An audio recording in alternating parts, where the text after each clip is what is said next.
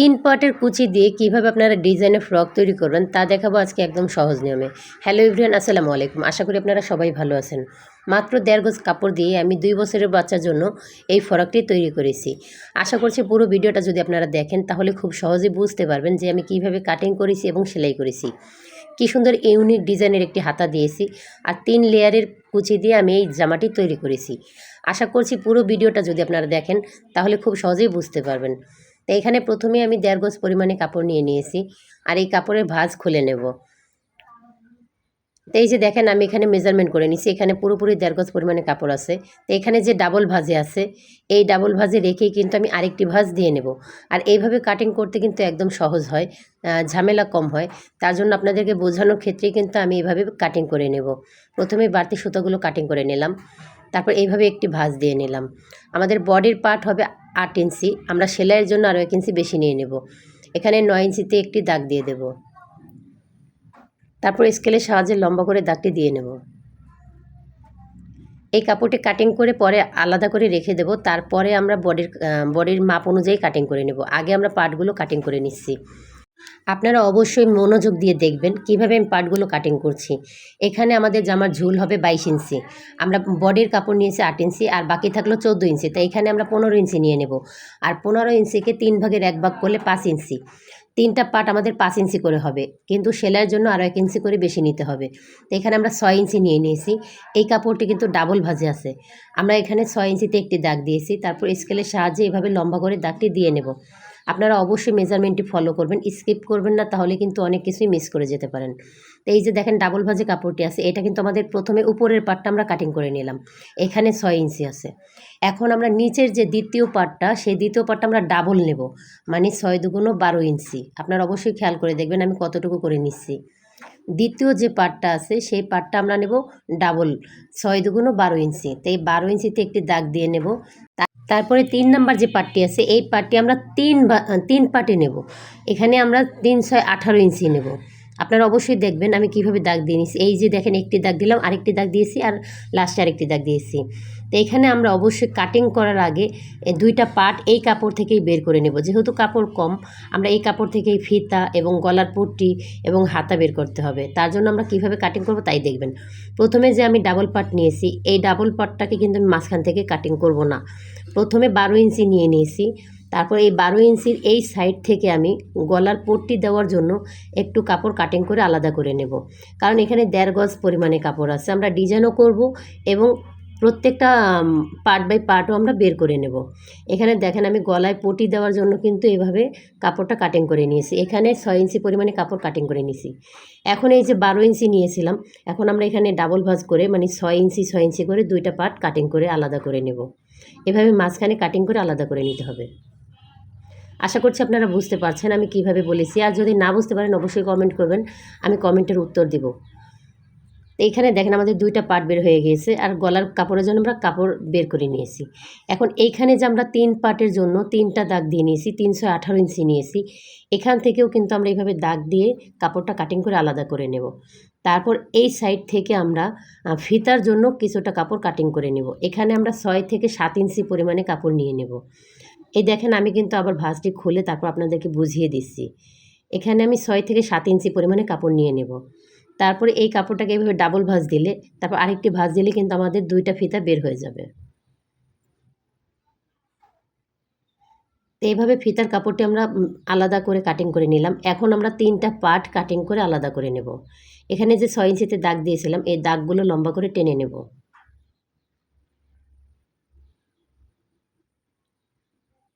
তারপরে 3টা পার্ট আলাদা করে নেব।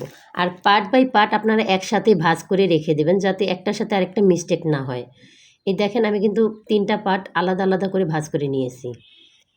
এখন এই যে নিচের অংশের যে কাপড়টুকু ছিল এই কাপড়টাকে আমরা সাইজ করে কাটিং করে নেব।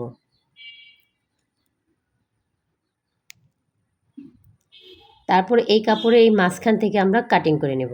2টা পার্ট বানাবো, 2টা পার্ট করে তারপরে এইভাবে আবার 4 ভাঁজ করে নেব। এইটা দিয়ে আমরা ঘটি হাতা তৈরি করব। এখানে 6 ইঞ্চি পরিমাণে আছে, আমরা এত চওড়া নেব না, আমরা হাফ ইঞ্চি পরিমাণে কাপড় কাটিং করে নেব। এখানে আপনারা আপনাদের আইডিয়া অনুযায়ী একটু শেপ করে নেবেন। তারপরে মাঝখানে একটা কাটমার্ক করে দিলাম। এখানে কিন্তু 2টা হাতা বের হয়েছে।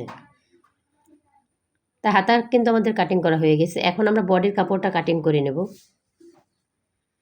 এখানে আমরা প্রথমে যে 9 ইঞ্চি পরিমাণে কাপড় কাটিং করে রেখেছিলাম, এই কাপড়টাকে এখন আমরা বডির মাপ অনুযায়ী ভাঁজ করে নেব। বডির মাপ হচ্ছে 23 ইঞ্চি, তা আমি এখানে 6.25 ইঞ্চি পরিমাণ কাপড় রেখেছি এবং 1 ইঞ্চি সেলাইয়ের জন্য রেখেছি। গলায় আমি পুটের চওড়া দিয়েছি 1 ইঞ্চি আর লম্বা দিয়েছি 3 ইঞ্চি, শোল্ডারের জন্য রাখছি 2.5 ইঞ্চি আর আর্ম হোলের জন্য নিয়েছি 4 ইঞ্চি। তারপরে শেপ করে দাগগুলো দিয়ে নেব। তারপর আমি এখানে 5.5তে একটি দাগ দেব আর নিচে 5.5 একটি দাগ দেব। তারপরে শেপ অনুযায়ী কাপড়টা কাটিং করে নেব। এখানে কিন্তু আমি কমপ্লিট মাপ দিয়ে তারপরে 1.5 ইঞ্চি পরিমাণে কাপড় বেশি নিয়ে নিয়েছি সেলাই করার জন্য। তো এইভাবে দাগে দাগে আমি কাটমার্ক করে দেবো যাতে সেলাই করতে সুবিধা হয়।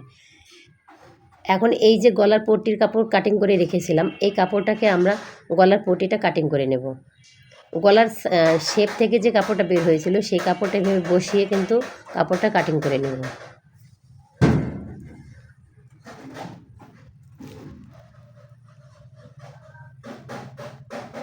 তারপরে যে আমরা ফিতার কাপড়টা কাটিং করে রেখেছিলাম সেই কাপড়টাকে এইভাবে ডাবল ভাঁজে দিয়ে তারপর আরেকটি ভাঁজ দেব। মোট কথা এখানে 4 ভাঁজে ভাঁজ দেব। তারপর এভাবে সাইড থেকে কাপড়টা কাটিং করে নেব। আর আপনাদের যদি সুবিধা না হয় তাহলে এভাবে আপনারা আগে মাঝখান থেকে কাটিং করে নিতে পারেন, 2টা পার্ট করে নিতে পারেন। তারপরে এইভাবে ডাবল ভাঁজ করে আপনারা ফিতার জন্য এই কোণা থেকে একটু শেপ করে কাটিং করে নিতে পারেন। তবে আমাদের কিন্তু কাপড় কাটিং করা শেষ, এখন আমরা চলে যাব সেলাই করতে। তা এখানে সর্বপ্রথম আমরা গলার পটি যে কাটিং করে রেখেছিলাম এই পটিগুলো আগে সেলাই করে গলার সাথে সেট করে নেব।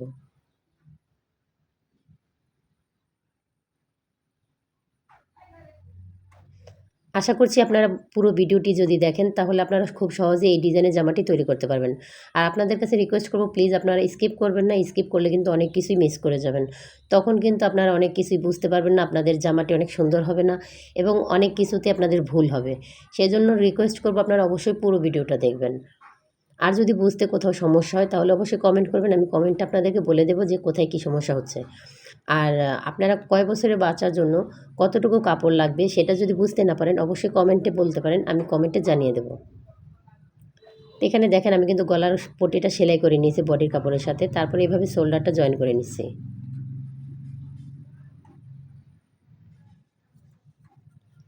তারপরে শোল্ডার জয়েন করার পরে এইভাবে ঘুরিয়ে কিন্তু চাপ সেলাই দিয়ে নিতে হবে।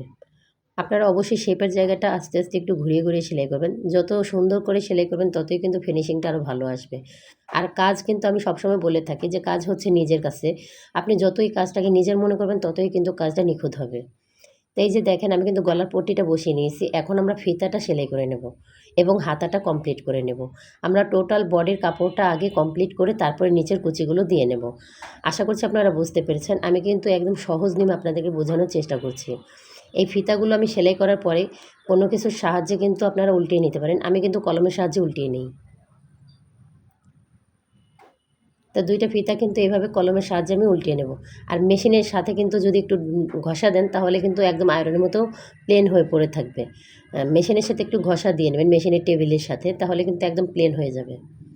এখন দেখেন হাতাটা আমি কিভাবে রেডি করছি। প্রথমে আমরা যে চিকন এলাস্টিক জয়েন করব সেই চিকন এলাস্টিকের মাপ অনুযায়ী এইভাবে চিকন করে সেলাই করে নেব, যাতে এতটুকু গ্যাপ রাখতে হবে ওই এলাস্টিকটা যেন ভরা যায়।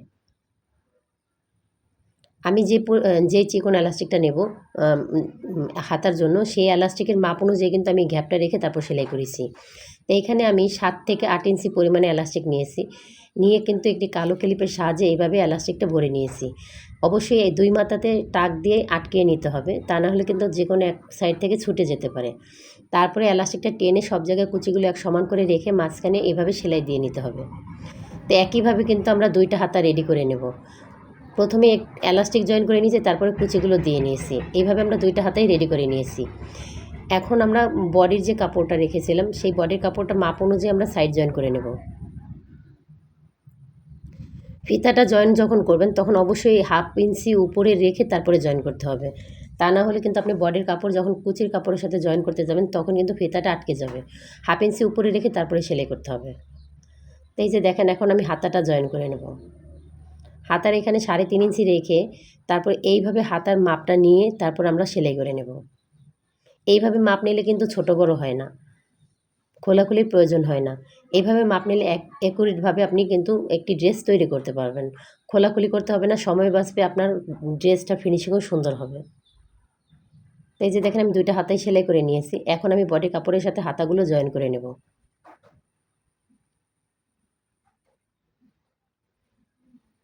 তো এইভাবে সাইডের কাপড়টা একটু ভাঁজ করে তারপরে কিন্তু হাতাটা এভাবে জয়েন করে নিতে হবে। আর আপনাদের যদি হাতাটা ছোট বড় হয়, অবশ্যই কুচি যে দিয়েছিলেন সেই কুচি থেকে কিন্তু আপনারা একটা কুচি ছেড়ে দিলে কিন্তু বড় হয়ে যাবে। আবার যদি বড় হয় একটা কুচি দিয়ে নিলে কিন্তু ছোট হয়ে যাবে। তো এইভাবে আপনারা অবশ্যই বুঝে বুঝে একটু কাজ করবেন। আর আপনারা যদি একটু বুঝে বুঝে কাজ করেন তাহলে কিন্তু আপনাদের ড্রেসগুলো যেই ড্রেসই তৈরি করেন না কেন, বড় মানুষের হোক বাচ্চাদের হোক, আপনাদের কাজের ফিনিশিংটা অনেক সুন্দর হবে। আপনারা নিখুঁতভাবে সেলাই করতে চাইলে, কাটিং করতে চাইলে অবশ্যই একটু নিজের মনে করে কাজ করবেন, তাহলেই কিন্তু কাজের ফিনিশিং ভালো আসবে। দেখেন বডির কাপড়টা কত সুন্দর হয়েছে। এখন চলে যাব আমরা নিচের যে 3টা পার্টের কুচি আছে সেই কুচিগুলো দিয়ে নিতে। প্রথম পার্টের যে কুচিটা সেটা কিন্তু আমরা দিয়ে নেব। এখানে কিন্তু আমরা ডাবল পার্ট করে নিয়েছিলাম। তা আমরা কিন্তু কাটিং করিনি। এইভাবে একটা পার্টে আছে, এই একটা পার্টে কিন্তু আমরা কুচি দিয়ে নেব। আপনারা অবশ্যই মেজারমেন্ট করে তারপর কুচিটা দিবেন যে কতটুকু ঘন পড়ে। এখানে দেখেন আমার কিন্তু মাপ অনুযায়ী একটু ছোট হয়ে গেছে। আমি একটা কুচি ছেড়ে দিচ্ছি। তারপরে কিন্তু মেজারমেন্ট একদম পারফেক্ট আছে। এখন দ্বিতীয় পার্টে যে কুচি কাপড় কাটিং করে রেখেছিলাম এখানে মাঝখানে আগে জয়েন করে নেব। এভাবে জয়েন করে নিয়ে তারপর 1/2 ইঞ্চি পরিমাণ কাপড় এভাবে নখের সাহায্যে একটু ভেঙে ভেঙে নেব, তাহলে কিন্তু কুচি দেওয়ার সময় আমাদের সহজ হবে। তো এভাবে 1/2 ইঞ্চি কাপড় আমি নখের সাহায্যে ভেঙে নিছি। তারপরে এই কুচিগুলো ছোট ছোট করে দিয়ে নেব। আপনারা অবশ্যই কাপড় কুচি দেওয়ার আগে কতটুকু কুচি পড়বে, কতটুকু ঘন পড়বে কিংবা পাতলা পড়বে আপনারা একটু মেজারমেন্ট করে নেবেন। যেহেতু আমরা রেগুলার কাজ করি আমাদের কিন্তু আইডিয়া হয়ে গেছে যে কতটুকু কাপড় আমাদের কতটুকু কুচি হয়। আপনারা কিন্তু অবশ্যই একটু খেয়াল রেখে রেখে কাজ করবেন। যখন অর্ধেক হবে তখন এভাবে ফিতা দিয়ে মেপে নেবেন। তাহলে কিন্তু খুলতেও হবে না এবং ঝামেলাও হবে না। যখন আপনারা অর্ধেক সেলাই করবেন তখন এভাবে ফিতা দিয়ে মেপে নেবেন যে উপরের পার্টটা আমার কতটুকু আছে। তো এইভাবে কিন্তু আমরা 3টা পার্ট কুচি দিয়ে নেব। দেখেন আমি দ্বিতীয় পার্টটা কুচি দিয়েছি। এখন প্রথম পার্টের সাথে এই দ্বিতীয় পার্টটা জয়েন করে নেব। এইভাবে বসিয়ে আমি যে কুচি দিয়েছিলাম এখন যে সদর সাইড আছে মানে ভাও সাইড আছে সেই ভাও সাইড কিন্তু উপরে দিয়ে সেলাইয়ের উপরে সেলাই দিতে হবে। অবশ্যই সেলাইয়ের উপরে সেলাই দেবেন, তাহলে কিন্তু 2টা 3টা সেলাই দেখা যাবে না। একটা সেলাইয়ের উপর যখন আরেকটা সেলাই পড়বে তখন কিন্তু দেখতে অনেকটাই সুন্দর দেখা যাবে। তাই এই যে দেখেন আমার কিন্তু 2টা পার্ট কুচি হয়ে গেছে। এখন 3 নাম্বার যে কুচির পার্টটা আছে এখানে 3টা পার্ট ছিল, আপনাদের অবশ্যই মনে আছে। তো এই দেখেন আমি 3টা পার্টে এভাবে কুচি দিয়ে জয়েন করে নেব। এখন এইখানেও কিন্তু আমরা যেকোনো এক সাইডে এভাবে 1/2 ইঞ্চি কাপড় নখের সাহায্যে ভেঙে নেব। আর এইভাবে 1/2 ইঞ্চি কাপড় ভেঙে নিয়ে কিন্তু অপর সাইডে আমরা চিকন করে এক ভাঁজ দিয়ে সেলাই করে নেব। এখানে প্রথম এক সাইড আমাদের কুচি হবে, আরেকটি সাইড কিন্তু আমাদের হেমের মুহুরি হবে। আমরা এক ভাঁজ দিয়ে কিন্তু চিকন করে সেলাই দিয়ে নিচ্ছি। এইটাকে পরে আরেকটি ভাঁজ দিয়ে আমরা আবার সেলাই করে নেব। এই ভাঁজে যদি আপনি সেলাই করেন তাহলে ফিনিশিংটা অনেক সুন্দর হবে, পাকারিং হবে না, সময় বাঁচবে এবং কাজের ফিনিশিংটা অনেক সুন্দর হবে। এই যে দেখেন আমি কত তাড়াতাড়ি কিন্তু এইভাবে 2টা সেলাই দিয়ে ফেলেছি। কিন্তু যদি একবারই যদি আমি 2টা ভাঙা দিয়ে সেলাই করতাম তাহলে কিন্তু অনেকটা সময় লাগতো। তা আমি যেই সাইডে 1/2 ইঞ্চি করে কাপড় ভেঙে নিয়েছিলাম নখের সাহায্যে সেই সাইডে আমি কুচি দিয়ে নেব। এই কুচিগুলো অবশ্যই আপনারা একটু খেয়াল করে নেবেন, মেজারমেন্ট করে নেবেন। যখন আপনারা অর্ধেকে আসবেন তখন ওই বডির মাপে প্রথম দ্বিতীয় যে কুচির কাপড়টা ওইটার মেজারমেন্ট করে নেবেন যে ওই কাপড়ের সাথে এই কাপড়ের কুচি ঠিক আছে কিনা। আমি বারবার বলছি এই কারণে যাতে আপনাদের একটু কষ্ট কম হয় এবং আপনারা খুব সহজেই একটি ডিজাইনের ড্রেস তৈরি করতে পারেন। আর এভাবে যে শুধু বাচ্চাদের ড্রেস তৈরি করা হয় তা না, আমরা কিন্তু বড় মানুষের ড্রেসও এইভাবে 3 পার্টে 4 পার্টে কুচি দিয়ে তৈরি করে থাকি। আপনারা আশা করছি এই বিষয়টাও যদি বুঝতে পারেন তাহলে কিন্তু আপনারা বড়দের ড্রেসও তৈরি করতে পারবেন। তো এই যে দেখেন আমি কিন্তু কুচিগুলো দিয়ে নিয়েছি। এখন আমি আবার একটু ডাবল ভাঁজ করে তারপরে দ্বিতীয় পার্টের সাথে এভাবে মেজারমেন্ট করে নিচ্ছি যাতে কুচি জয়েন করার পর আবার খুলতে না হয়। তো একইভাবে কিন্তু আমরা সেলাইয়ের উপরে সেলাই দিয়ে এভাবে জয়েন করে নেব। অবশ্যই আপনাদের খেয়াল রাখতে হবে সদর সাইডটা যেন উপরে থাকে, মানে ভাও সাইডটা যেন উপরে থাকে। আপনারা কুচি দেওয়ার সময় অবশ্যই উল্টো ভাও দেখে নেবেন। তো এইভাবে দেখেন আমি সেলাইয়ের উপরে কিন্তু এভাবে জয়েন করে নিচ্ছি। নিচে মানে যে আমরা কুচির পাটটা উপরে রেখে আর অন্য সাইডটা নিচে রেখে এভাবে জয়েন করব। অবশ্যই 1/2 ইঞ্চি কাপড় রেখে তারপরে জয়েন করব। দেখেন কি সুন্দর হয়েছে। তো এখন আমি বডির কাপড়ের সাথে এইভাবে মেজারমেন্ট করে নেব। যে আমার বডির কাপড়ের মাপ আর কুচির মাপ এক আছে কিনা। এখন আমরা এই এক সাইড জয়েন করে নেব। তো এখানে ডাবল সেলাই দিয়ে দেব।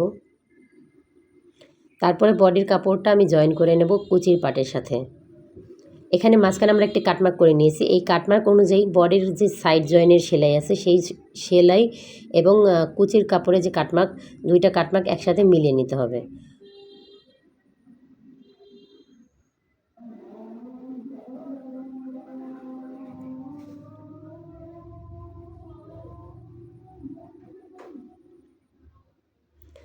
তা জয়েন করা হয়ে গেলে এভাবে ডাবল করে সেলাই দিয়ে দিতে হবে। দেখেন এখন কিন্তু আমাদের ঝুলেও একদম পারফেক্ট আছে। এখন আমরা জিপার জয়েন করে নেব। আর জিপার জয়েন করার জন্য অবশ্যই আপনারা দেখেছেন আমি খুব সহজ নিয়মে কিভাবে জিপার জয়েন করি। আশা করছি এই ভিডিও দেখে আপনারাও সহজ নিয়মে জিপার জয়েন করতে পারবেন। এখানে প্রথমে শোল্ডার থেকে ধরে আপনি সমান সমান করে একটি ভাঁজ দিয়ে দিবেন। তারপরে এইভাবে সমান করে রেখে নখের সাহায্যে একটু ভেঙে আপনার মাপ অনুযায়ী একটি দাগ দিয়ে দিবেন। আমি এখানে 7 ইঞ্চি পরিমাণে নিচ্ছি। তারপরে এখানে হাফ ইঞ্চি কাপড় ভেঙে জিপারের চেনটা খুলে এইভাবে সুন্দর করে বসিয়ে তারপরে সেলাই করে নিতে হবে। চেনটা একটুখানি সেলাই করে কিন্তু চেনটা আটকিয়ে দেবেন, তাহলে কিন্তু আপনাদের সেলাই করতে একদম সহজ হবে। এখানে দেখেন আমি কাপড়টা কিন্তু ভেতরে হাফ ইঞ্চি পরিমাণে ভেঙে তারপর সেলাই করছি। আশা করছি আজকের ভিডিওটি আপনাদের ভালো লাগবে। আর যদি ভালো লাগে অবশ্যই আমার চ্যানেলটি সাবস্ক্রাইব করে দেবেন এবং লাইক দিয়ে দেবেন। আর যদি ভিডিওটা অবশ্যই ভালো লাগে তাহলে শেয়ার করে দেবেন, যাতে আরও অনেকেই এই ধরনের কাজ শিখতে পারে।